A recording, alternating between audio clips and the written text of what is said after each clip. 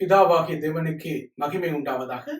கர்த்தராகிய இயேசு கிறிஸ்துவின் கிருபையினாலும் பரிசுத்த ஆவியினாலும் உங்களுக்கு அன்பும் சமாதானமும் உண்டாயிருப்பதாக.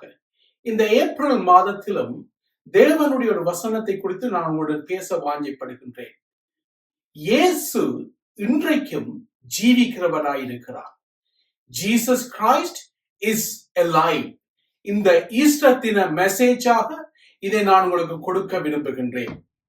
எபிரேயர் 13ஆம் அதிகாரம் 8ஆம் வசனம் சொல்கிறது, இயேசு கிறிஸ்து நேற்றும் இன்றும் என்றும் மாறாதவராயிருக்கிறார். Jesus Christ is the Lord. He is the same yesterday, today and forever. வெளிப்படுத்தல் 1ஆம் அதிகாரம் 8ஆம் வசனம் சொல்கிறது, மரித்தேன் ஆனாலும் சதா காலங்களிலும் நான் உயிரோடு இருக்கிறேன் என்று சொல்லி இயேசு சொல்கின்றார். 4 விதமான குறிப்புகளை குறித்து நாங்கள் இன்றைக்கு பார்க்க போகின்றோம். இந்த உயிர்த்தெழுதலிலே ஆண்டவர் செய்த மிக பெரிதான காரியங்கள். முதலாவது குறிப்பாக வெற்றியின் அறிவிப்பு, இயேசு உயிர்த்தெழுந்தது. இரண்டாவது குறிப்பாக அவர் நம்பிக்கையின் அடித்தளம். மூன்றாவது குறிப்பாக புதிய வாழ்வின் தொடக்கம். நான்காவது குறிப்பாக நாங்கள் இயேசுவோடு எப்படி இந்த நாட்களிலே வருங்காலங்களிலே நடக்க போகின்றோம் என்ற காரியத்தை குறித்து நாங்கள் பார்க்க போகின்றோம். முதலாவது குறிப்பாக நாங்கள் பார்த்தோம் சொன்னால், இயேசு உயிர்த்தெழுந்தது ஒரு வெற்றியின் அறிவிப்பு. பாருங்க, சரித்திரத்தையே இரண்டாக பிரித்தார். கிறிஸ்துவுக்கு முன், கிறிஸ்துவுக்கு பின் தான் எழுதப்பட்டிருக்கிறது. ஆகவே அவர் தனியாக தீர்க்கதரிசியாக மட்டும் வரவில்லை. அவர் இயேசு கிறிஸ்து தேவன், பிதாவாகிய தேவனுக்கு மகிமையாக இயேசு கிறிஸ்து கர்த்தர் என்று சொல்லி நாவுகள் யாவும் அறிக்கை பண்ணும். ஆகவே நாங்கள் பார்த்தோம்னு சொன்னால், மத்தேயு 28ஆம் அதிகாரம் 5-6 வசனங்கள் சொல்றது, தூதன் அந்த ஸ்திரீகளை நோக்கி நீங்கள் பயப்படாதிருங்கள். பாருங்க, அவர் மரித்து, அவர் சிலுவையிலே அறையப்பட்டு மரித்து அடக்கம் பண்ணார்கள். அப்போது அந்த தூதன் அவரோடு நெருக்கமாக இருந்த ஒரு கூட்ட சீஷர்கள் அவரை பார்க்க போகின்றார்கள். பார்க்க போகும்போது அந்த தூதன் சொல்றான், தாம் சொன்னபடியே அவர் உயிர்த்தெழுந்தார், அவர் இங்கே இல்லை. ஹல்லேலூயா. இதுதான் மிகப்பெரிய வெற்றி. ஆகவேதான் நாங்கள் இந்த ஈஸ்டர் தினத்தை கொண்டாடுகிறோம். அவர் உயிர்த்தெழுந்தார், இன்றைக்கும் ஜீவிக்கிறவராய் இருக்கிறார். அவர் என்னத்துக்காக அப்படி உயிர்த்தெழுந்து வெற்றியை சிறந்தார் சொன்னால், முதலாவதாக அவர் பாவத்தை சிலுவையிலே வென்றார். இரண்டாவதாக சாத்தானை சிலுவையிலே வென்றார். மூன்றாவது காரியமாக நோயை சிலுவையிலே வென்றார்.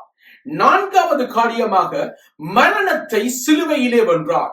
இந்த 4 விதமான காரியங்களை நாங்கள் பார்ப்போம் என்று சொன்னால், யோவான் ஸ்நானகன் இயேசு கிறிஸ்துவை குறித்து சொல்லும் போது, யோவான் 1ஆம் அதிகாரம் 29ஆம் வசனம் சொல்வது, யோவான் இயேசுவை தன்னிடத்திலே வர கண்டு, இதோ உலகத்தின் பாவத்தை சுமந்து தீர்க்கிற தேவ ஆட்டுக்குட்டி. அப்ப அவர் தனிய மனுஷனுடைய பாவங்களை மட்டுமல்ல, உலகத்தின் பாவங்களையே அவர் சுமந்து சிலுவையிலே அதை நிறைவேற்றினார். இயேசு கிறிஸ்துவின் ரத்தம் சிந்தப்பட்டதினாலே, இயேசு கிறிஸ்துவின் ரத்தம் சகல பாவங்களையும் நீக்கி நம்மை சுத்திகரிக்கும். ஆகவேதான் வசனம் சொல்வது, எபிரேயர் 9ஆம் அதிகாரம் 22ஆம் வசனத்திலே, நியாய பிரமாணத்தின்படி கொஞ்சம் குறைய எல்லாம் இரத்தத்தினாலே சுத்திகரிக்கப்படும். இயேசுவின் இரத்தத்தினாலே எல்லா பாவங்களும் சுத்திகரிக்கப்படுவதை நாங்கள் பார்க்கிறோம். அது மட்டும் இல்லாமல் அவருடைய வார்த்தை சொல்றது, இரத்தம் சிந்துதல் இல்லாமல் பாவ மன்னிப்பில்லை. இயேசு சிலுவையிலே சிந்தி எல்லாருடைய பாவத்தையும் அவர் நீக்கி போடுவதை பார்க்கிறோம். என் அருமையானவர்களே, அடுத்ததாக நாங்கள் பார்ப்போம் சொன்னால், சாத்தானை அவர் ஜெயித்தார். எபிரேயர் 2ஆம் அதிகாரம் 14-15ஆம் வசனம் சொல்வது, ஆதலால் பிள்ளைகள் மாமிசத்தையும் இரத்தத்தையும் உடையவராய் இருக்கிறது போல அவரும் அவர்களைப் போல மாமிசத்தையும் இரத்தத்தையும் உடையவரானார். மரணத்திற்கு அதிகாரியான பிசாசானவனை தம்முடைய மரணத்தினாலே அழிக்கும் படிக்கும் ஜீவ காலம் எல்லாம் மரண பயத்துக்குள்ளானவர்கள் யாவரையும் விடுதலையாக்கும்படிக்கும் அப்படியானார். ஆகவே சாத்தானை சிலுவையிலே அவர் ஜெயித்தார். மூன்றாவது நோய். ஏசாயா 53:5 சொல்வது, மெய்யாகவே அவர் நம்முடைய அக்கிரமங்கள் நிமித்தம் நொறுக்கப்பட்டார், சமாதானத்தை உண்டு பண்ணும் ஆக்கினை அவர் மேல் வந்தது, அவருடைய தழும்புகளாலே நாங்கள் குணமாகிறோம். எங்கள் அருமையானவர்கள், அவர் அடியை வாங்கினார். ஏன் தெரியுமா? உங்களை சுகமாக்குறதுக்காக வேண்டி சிலுவையில. அடுத்து நாங்க பார்த்தோம்னு சொன்னால் மரணத்தை ஜெயித்தார். இது வெற்றியின் அறிவிப்பு. எப்படி?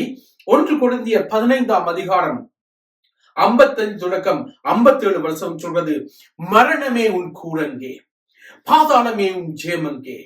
மரணத்தின் கூர் பாவம், பாவத்தின் பலம் நியாய பிரமாணம் நம்முடைய கர்த்தராகிய இயேசு கிறிஸ்துவினாலே நமக்கு ஜெயம் கொடுக்கிற தேவனுக்கு ஸ்தோத்திரம். ஆகவே அவர் மரித்து உயிரோடு எழுந்து மரணத்தை ஜெயித்தார். என் அருமையானவர்களே, இதுதான் மிகப்பெரிய ஒரு வெற்றி. அது வெற்றியின் அறிவிப்பாக இந்த உயிர்த்தெழுதல் முதலாவது காணப்படுகிறது. இரண்டாவது நாங்கள் பார்த்தோம் என்று சொன்னால் அவர் நம்பிக்கையின் அடித்தளம். எரேமியா 17:7 சொல்வது, கர்த்தர் மேல் நம்பிக்கை வைத்து கர்த்தரை தன் நம்பிக்கையாக கொண்டிருக்க மனுஷன் பாக்கியவான். ஆகவே நம்முடைய விசுவாசத்தின் அடித்தளமாக இயேசு கிறிஸ்து அவர் இருக்கிறார். கன்மலையின் மேல் போடப்பட்ட அஸ்திபாரமாக இயேசு கிறிஸ்து இருக்கிறார். அவர் மேல் நாங்கள் கட்டப்படும் போது நாங்கள் அசைக்கப்படுவதில்லை. 1 பேதுரு 1:23 சொல்வது, அழிவுள்ள வித்தினால் அல்ல, என்றென்றைக்கும் நிற்கிற ஜீவனுள்ள தேவன வசனமாகிய அழிவில்லாத வித்தினாலே மறுபடியும் நீங்கள் ஜெனிப்பிக்கப்பட்டீர்கள். அது மட்டுமல்லாமல் மறுபடியும் பிறக்கிற அனுபவத்தை கடவுள் உங்களுக்கு கொடுக்கிறார். வசனம் சொல்வது 1 பேதுரு 1:20 தொடக்கம் 21 அவர் உலக தோற்றத்துக்கு முன்பதே குறிக்கப்பட்டவராய் இருந்து தமது மூலமாய் தேவன் மேல் விசுவாசமாய் இருக்க உங்களுக்கு கடைசி காலங்களிலே வெளிப்பட்டார். உங்கள் விசுவாசமும் நம்பிக்கையும் தேவன் மேல் இருக்கும்படிக்கு அவரை மரித்தோர்ந்து எழுப்பி அவருக்கு மகிமையை கொடுத்தார்கள். ஆகவே அவர் மரித்தோர்ந்து எழுந்தார். இந்த விசுவாசம் எங்களுக்குள்ளாக காணப்பட வேண்டும் எங்கள் அருமையானவர்களே. அடுத்து நாங்க பார்ப்போம்னு சொன்னால் ஒரு புதிய தொடக்கம். எப்படி அந்த புதிய தொடக்கத்தை தருகிறார்? ஆண்டவர் ஒரு மறுபடியும் பிறக்க வைத்து எங்களை அவருடைய பாதையிலே நடக்க செய்கிறார். எப்படி என்று சொன்னால் யோவான் 10:10 சொல்றது, திருடன் திருடவும் கொல்லவும் அழிக்கவும் தான் வாரான், ஆனால் நானோ அவைகளுக்கு ஜீவன் கொடுக்கவும் அது பரிபூர்ணப்படவும் வந்து என்று சொல்றார்.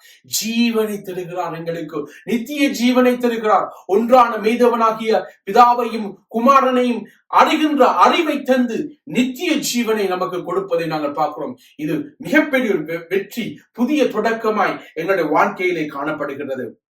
அது மட்டுமில்லாமல் ஆண்டோட வார்த்தை சொல்வது, கொலோசையர் 2:12 தொடக்கம் 15 ஞானஸ்தானத்தினாலே அவரோடு கூட அடக்கம் பண்ணப்பட்டவர்களாயும் அதிலே அவரை மரித்தோர்ந்து எழுப்பின தேவனுடைய செயலின் மேலுள்ள விசுவாசத்தினாலே அவரோடு கூட எழுந்தவர்களாயும் இருக்கிறீர்கள். அப்ப இயேசுவை நாங்கள் விசுவாசிக்கும் போது எங்களுக்கு இரண்டாம் மரணம் எங்களுக்கு மேல் அதிகாரம் இல்லை.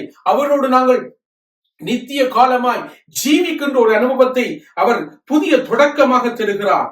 அது மட்டுமல்ல, அவருடைய வார்த்தை சொல்வது, உங்கள் பாவங்களினாலேயும் உங்கள் மாமிச விருத்த சேதனம் இல்லாமையினாலும் மரித்தவர்களாயிருந்த உங்களையும் அவரோடு கூட உயிர்ப்பித்து அக்கிரமங்கள் எல்லாவற்றையும் உங்களுக்கு மன்னித்து கட்டளைகளால் நமக்கு எதிரடியாகவும் இருந்த கையெழுத்தை குலைத்து அதை நடைபெறாதபடிக்கு எடுத்து சிலுவையிலே ஆணி அடித்து துரைத்தனங்களையும் அதிகாரங்களையும் முடிந்து கொண்டு வெளியரங்கமான கோலமாக்கி கொண்டு ஆண்டவராகிய இயேசு சிலுவையிலே வெற்றி சிறந்தார்கள்.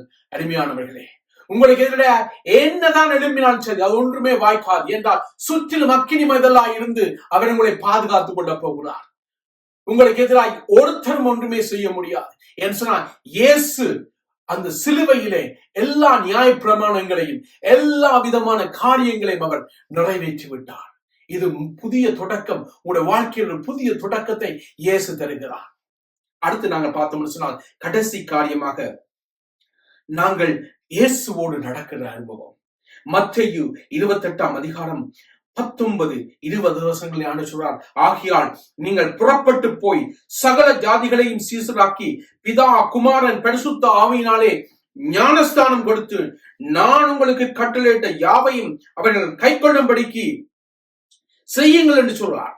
உபதேசம் பண்றார்.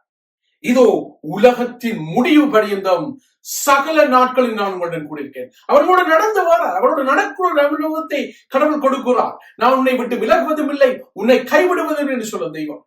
அது மட்டுமல்லாமல் இந்த நாட்களிலே இயேசு பரலோகத்துக்கு எடுத்துக் கொள்ளப்பட்டபடியினாலே பரிசுத்த ஆவி எங்களிடத்தில் தருகிறார். யோவான் 14, 17, 18 வசனங்களை சொல்றது, நான் திக்கற்றவர்களாய் உங்களை விடேன், என்றென்றைக்கும் உங்களுடன் கூட இருக்கும்படியாகிய மற்றொரு தேற்றவாளன் பரிசுத்த ஆவியானவரை நான் உங்களுக்கு தெரிவேன் என்று சொல்றார்.